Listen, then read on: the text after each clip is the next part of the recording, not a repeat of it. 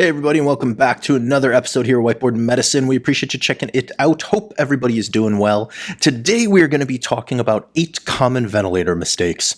8 mistakes that could lead to the harm. If I could just take a quick 60 seconds of your time, I wanted to introduce our newest Whiteboard Medicine emergency and critical care community, and that is our Patreon community. Here we post emergency and critical care medicine medical education topics every other day. We focus on landmark trials, new trials, clinical pearls, bedside tips and tricks, and much more. Everything emergency and critical care. We also upload study guides for each video. We have practice tests, and our newest addition is going to be mini courses that kind of lay out video study guides, practice questions into an easily digestible form that we hope is very applicable and helpful to the bedside. Our goal is to try to get even 1% of our YouTube community to join our Patreon community. It would be incredibly helpful in allowing us to spend more time creating content and elevating our current content. We appreciate you all, and we hope to see many of you there. The harm of patients if they're not corrected expediently.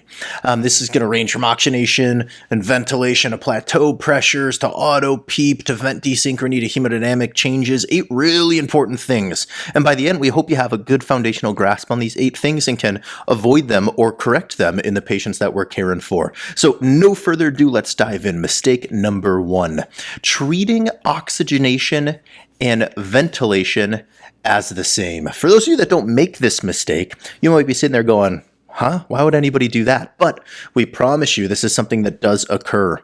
So what happens when clinicians increase the respiratory rate or the tidal volume for hypoxemia, or they add PEEP for hypercapnia? These are 2 separate things, right? So oxygenation requires a change in the ventilator settings that most affect oxygenation, PEEP and FiO2, right? Ventilation, or how well you are clearing your carbon dioxide, okay, CO2, require a change in your respiratory rate and or tidal volume, the things that make up your minute ventilation, how many cc's of gas is moving through those lungs every minute.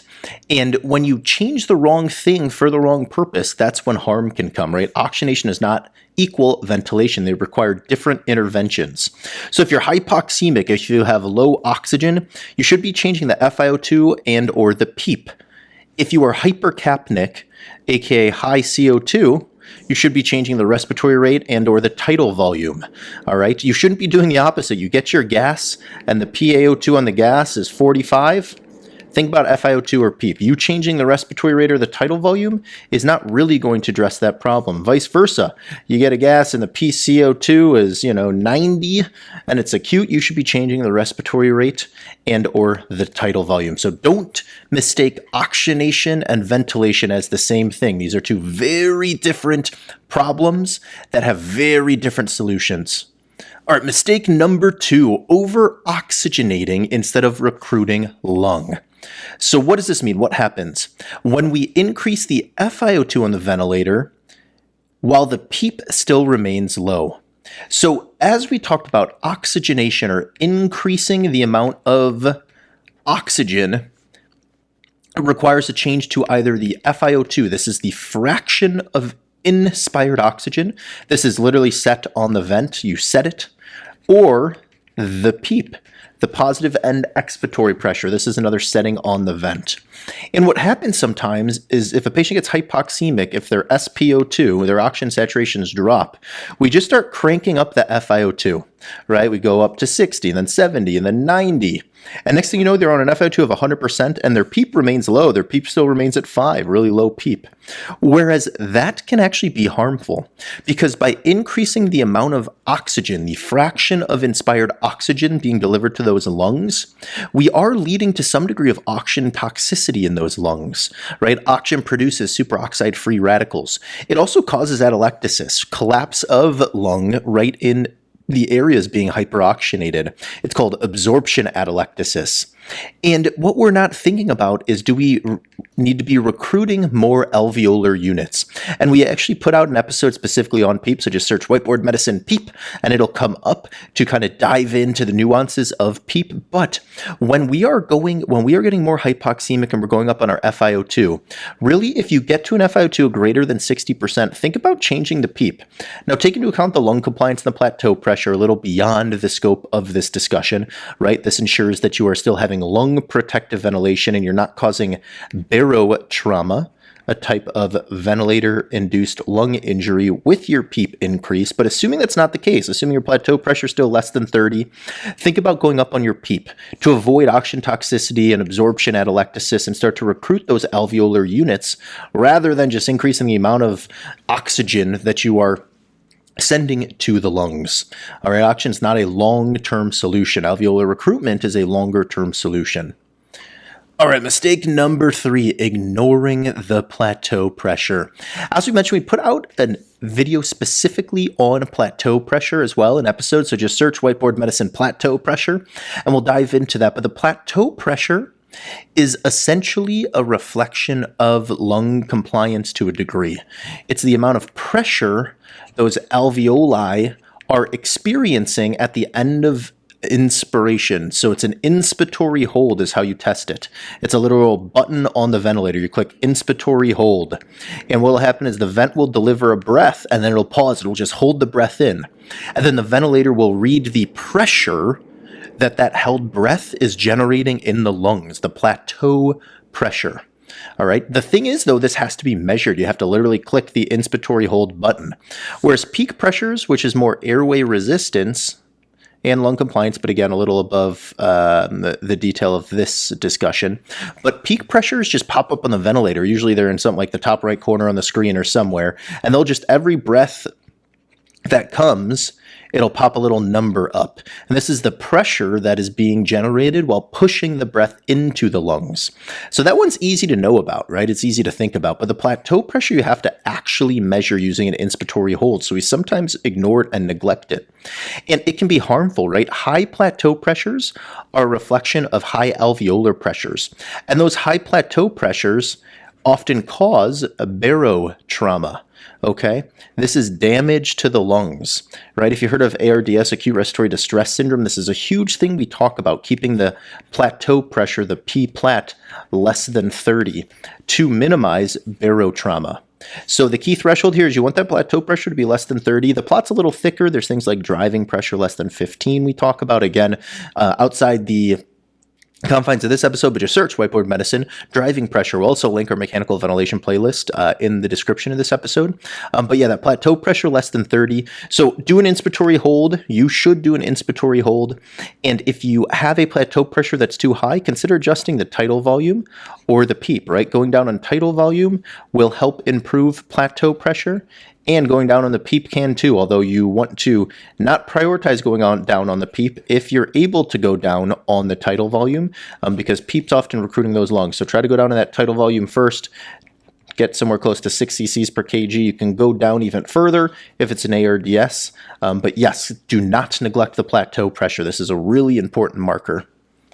Our mistake number 4, using tidal volumes that are too large for the patient. So tidal volume should be based on the ideal body weight, not the actual body weight. And this is a mistake people make. You see someone's, 70 kilograms, and you do 6 cc's per kg of 70 kilograms, which is 420 cc's of tidal volume. But the patient is actually only, 5 foot 1 inch. What you really need to do is use this 5 foot 1 inch to get the ideal body weight based on their height. Honestly, we don't get any endorsement or money from this place, but we honestly use MD-Calc. Just go to MD-Calc, type in ideal body weight, and it'll give you a little calculator. And what you should really be doing is the ideal body weight. So we are just going to make this up. We don't know what the ideal body weight of someone 5 foot 11 inches is off the top of our head, but let's just say that's 50 kilos. What you really should be doing for 6 cc's per kg is you should be doing about 300 cc's of tidal volume, right? Not 420, because you should always be basing the tidal volumes on ideal body weight. The lung size is not equivalent to the weight. It's equivalent to the height of the patient, which is why we use ideal body weight, not actual body weight. If you're 1 and you weigh 400 pounds, your thoracic cavity is the same size as if you weighed 100 pounds, okay, even though your weight's higher. And too high a tidal volume can lead to ventilator-induced lung injury, trauma.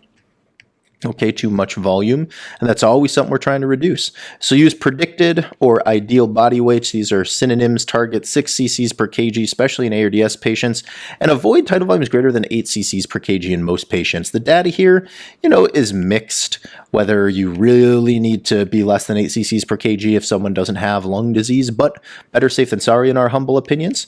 So avoid anything more than 8 cc's per kg. Try to target closer to 6 cc's per kg. If the patient has ARDS, this is extra important. All right, mistake number 5, sedating a patient instead of trying to fix the ventilator. So what happens? Well, ventilator dyssynchrony, something we've talked about on the channel a lot, right? Lots of Whiteboard Medicine vent desynchrony episodes out there. But when vent desynchrony happens, what that means is the patient's not cooperating with the ventilator. Okay, they're maybe breathing too hard, too fast, they're double triggering, their breath stacking, they got flow starvation, they're auto peeping. There's a whole bunch of names for these different things. But what we do is we just deepen sedation rather than trying to troubleshoot and see if there's a better form of ventilation that the patient will like more. Okay. And deeper sedation is harmful. It prolongs ventilator time, it masks underlying problems, it increases delirium risk. So really try to fix the ventilator and try to find ventilator settings that are more aligned with how the patient wants the breath, how they want it to flow, and how they want it to cycle. These are the 3 things: trigger, flow, cycle. And if you want to dive into this more, search Whiteboard Medicine vent desynchrony, but adjust ventilator first.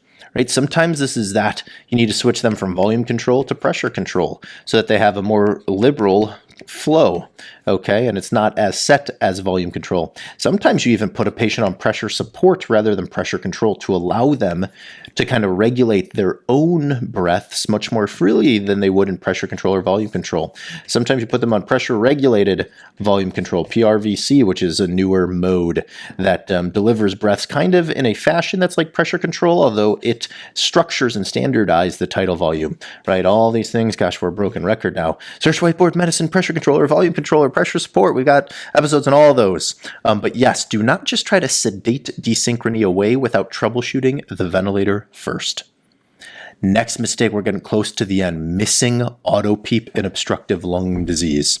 So what happens? Someone with obstructive lung disease, something like COPD or something like asthma. Sorry, I wanted to switch colors with each one.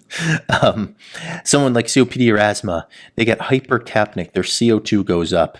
And when someone gets hypercapnic, right, to ventilate them better, like we already said, we usually will increase their respiratory rate or increase their tidal volume.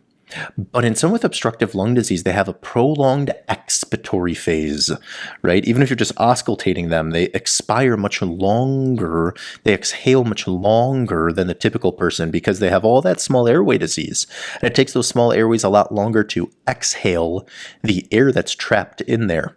So what'll happen is you'll see, let's just do a volume scalar, right? They'll have this inspiratory phase, and then their expiratory phase will take super long before it goes back down to 0.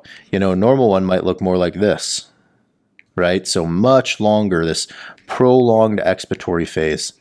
So if you increase the respiratory rate, what'll happen is the vent will try to give them another breath before they have fully exhaled, and you will start to trap air, right? And this air trapping, this auto PEEP, increases the intrathoracic pressure over time, because we'll just do a scenario, right? Let's say the tidal volume is 400, and they only have time to exhale 350 cc's. That means they hold on to 50 cc's per breath. After 10 breaths, that's 500 extra cc's of air that's trapped in their lungs. Multiply that again by 10 breaths, that's now a whole liter. So this is going to increase the intrathoracic pressure and cause hypotension, barotrauma, pneumothorax, all those things. So you want to be really careful in obstructive lung disease. Oftentimes, the trick is actually decreasing the respiratory rate to allow more time to exhale, right? That volume scalar in, get them much more time to exhale out so that they fully exhale out. Because if you're not exhaling out fully, you're not able to exchange CO2, right? If you're pushing in another breath before they have time to fully exhale the whole breath, you're just going to retain more and more CO2. So often lowering the expiratory rate, increasing the expiratory time, accepting a little bit of permissive hypercapnia, these are all important. And broken record, Whiteboard Medicine Auto PEEP, great episode dedicated just to that. But yeah, this is a really common mistake that we see happen, missing auto PEEP and obstructive lung disease. All right, and last but not least, mistake number 7, ignoring hemodynamics after vent changes. So we're all making a lot of adjustments to ventilators over time, right? As you should. But after you make those adjustments, you really want to monitor the hemodynamics, because increasing things like PEEP or tidal volume can decrease the amount of venous return. Your venous structures, just like your lungs, right, sit in the thoracic cavity. These are lungs. You got a big heart sitting right here. And that heart has an IVC and an SVC that travel through the thoracic cavity. So if you increase intrathoracic pressure, it is going to compress these venous return structures, and there's going to be less venous blood return to the right side of the heart. It decreases venous return. It decreases preload. Okay, and that can cause hypotension. Increasing things like PEEP and tidal volume can also cause worsening RV, right, ventricle dysfunction, because it's going to increase your pulmonary vascular resistance. It's going to increase the resistance the right ventricle has to pump against. And all this can lead to hypotension. So constantly be reevaluating. And if you do have worsening hemodynamics, think about, is my right ventricle function okay? Or am I hypovolemic, right? Might be dehydrated, might be bleeding. So think, do they have enough preload, and is their right heart okay if PEEP and tidal volume changes cause hypotension? For those of you very astutely watching, you might say, wait a second, you said there were 8 mistakes, and we did say that, and we forgot to change the title because we deleted the 8th mistake because we didn't think it was super important. So please forgive us for that. If it is upsetting you, we will come up with an 8th mistake and put out a separate episode on it, or maybe we'll increase it to 10 mistakes or something. So let us know. Apologies. So just quick high-yield summary table of things. The mistakes, right? 1, 2, 3, 4, 5, 6, and 7. Oxygenation does not equal ventilation. These are different problems with different solutions. Don't over-oxygenate by just increasing the FiO2. Think about increasing PEEP to recruit more lung. Never ignore the plateau pressure. This is a measurement you have to do on the ventilator, and you should do it. High tidal volumes can be harmful to patients. Okay, think about sticking somewhere 6 to 8 cc's per kg of ideal body weight, not actual body weight. Don't just sedate vent dyssynchrony without troubleshooting the ventilator. Always keep in mind auto PEEP and obstructive lung disease don't just reflexively increase the respiratory rate. That can worsen things. And never ignore hemodynamic changes. Always think right ventricle and or hypovolemia for patients who get worsening hemodynamics with ventilator adjustments.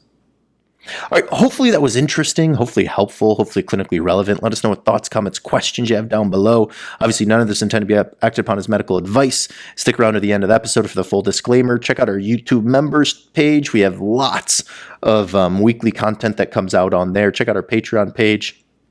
Check out our other episodes, our podcast. And either way, stay well, keep learning, and we hope to see you next time.